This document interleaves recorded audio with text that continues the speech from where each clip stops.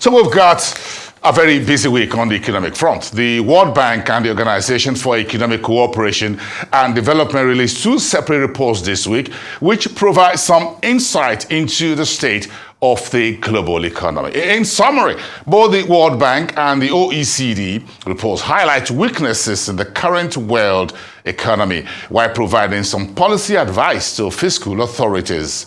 Let's bring in a development economist and a public policy analyst from our Abuja studios. Professor Ken Ife is joining me for some insight into these two key reports. Thanks for making it live into our studios for the show tonight, Professor. We appreciate it. Thank you. Thank you for having me. We appreciate your time. Do you agree with the broad perspective of the World Bank on what is described as the precarious position of the global economy? How do you respond? I think I agree with them because they did a more detailed analysis. And what makes it extremely difficult for any economist to predict what's going to happen is because we face stagflation, which means something that they're not used to. It means rising interests, and at the same time, you have an economy that is in recession. So both of them are pulling in opposite direction. And it makes it even more difficult. And the global headwinds are not abating in any time soon.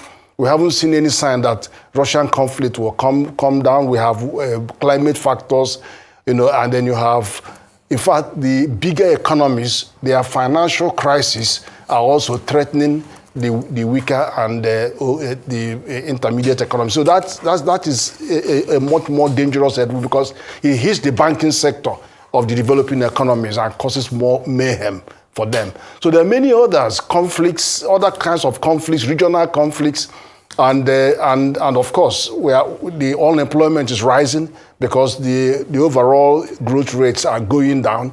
So it's not the best time. We have and the COVID thing hasn't quite gone away because much of the debt that we ran into are actually exacerbated by the current crisis. So you're seeing 70% of the smaller countries, emerging economies, having, not even emerging economies, the whole world, over 70% of them are going into big debts. That means there will be tougher times ahead.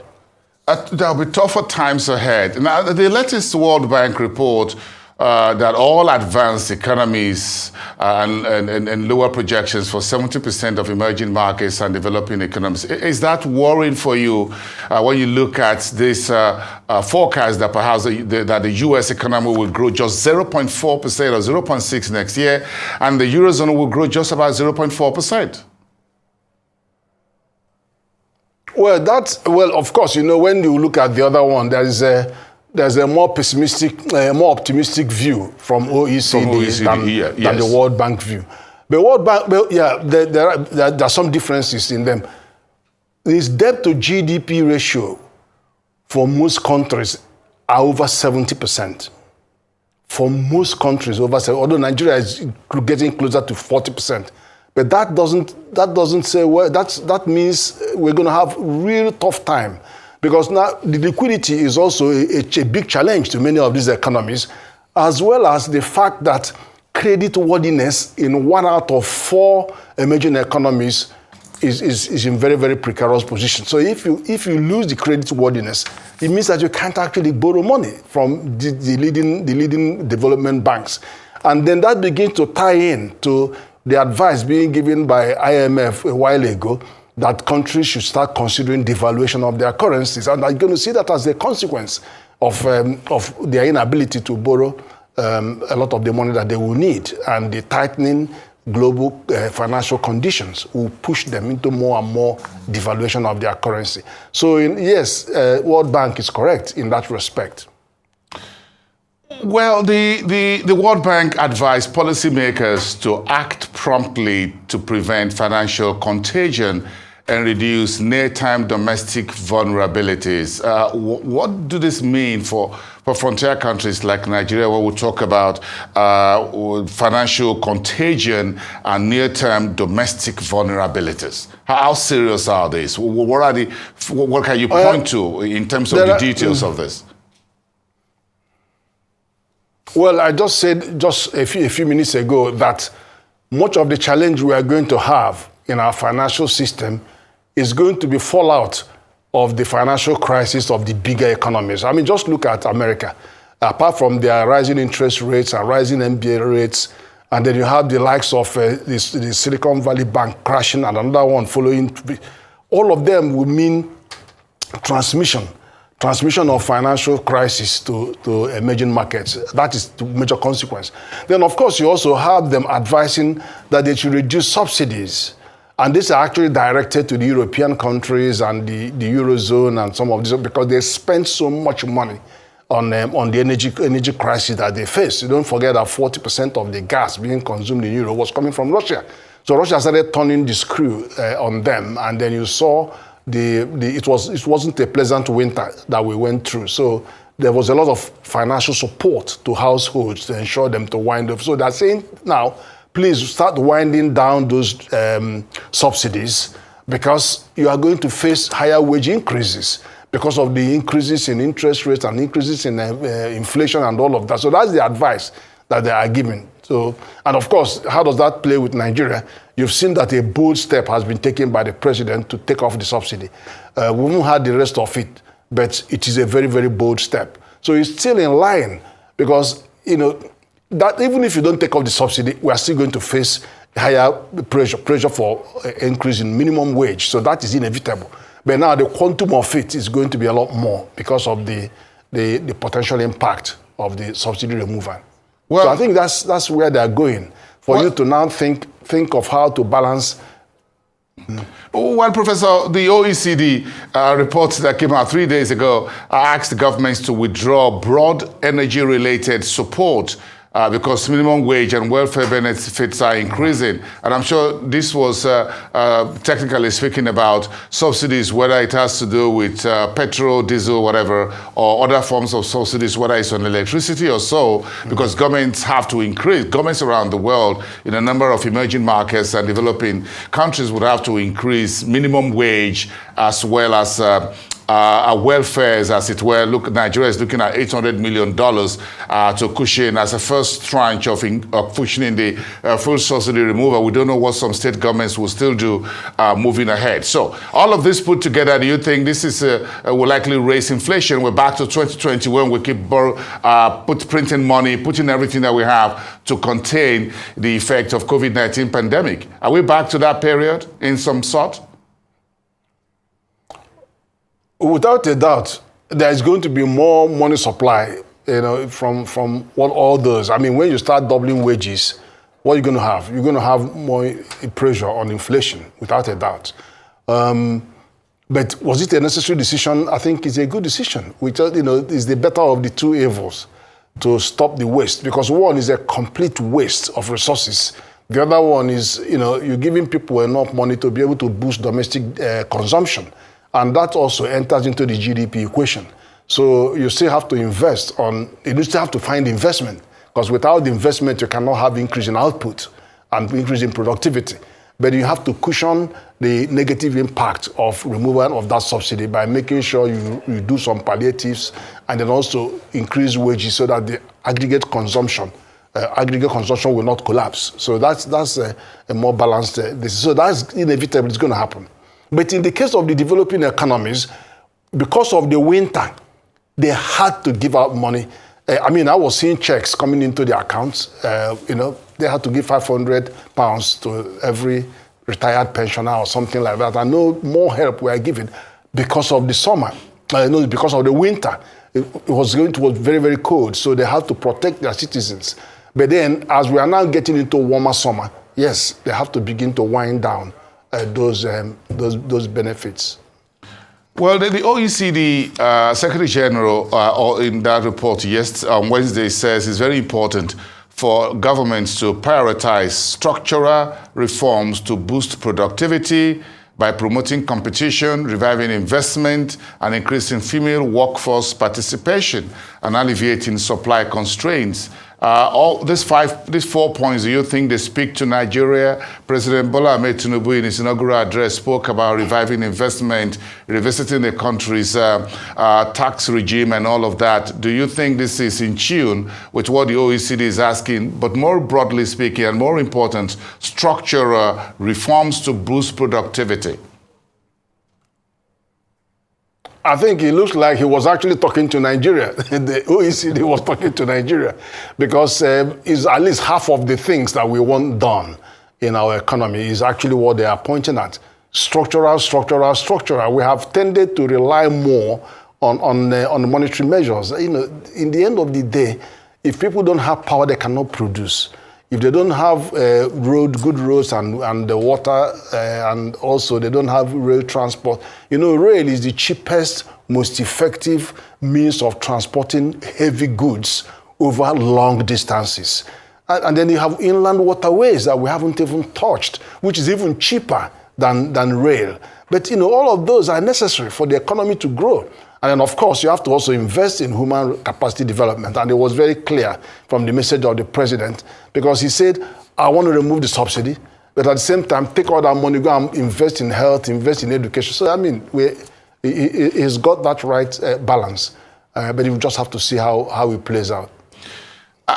How much longer do you think we can keep raising interest rate? Because the OECD says higher interest rate is a major problem. It's a poison chalice here for fiscal authorities, or for monetary policy authorities, by the way. Everybody's looking at next week, Wednesday, Thursday, whether the U.S. Central Bank, the Fed, will raise interest rate again by whatever margin that is, or they're going to push it down the rest into the rest of the year, whether July, September, or December, as the case may be. And this is Nigeria still doing interest rate hike, albeit very smaller than we saw a year ago. So do you think we still have more headroom here, or we need to start decelerating? Because President Bola Tinubu also mentioned that a high interest rate regime is not positive for us. Well, the circumstances are quite different. The advanced countries like US and the European zone, the Eurozone, the OECD, they have a good reason to raise interest rates. Yeah, the OECD, they had a good reason to raise interest rates. And if you see from their projection for this year on inflation and growth, you could see that it is likely to improve.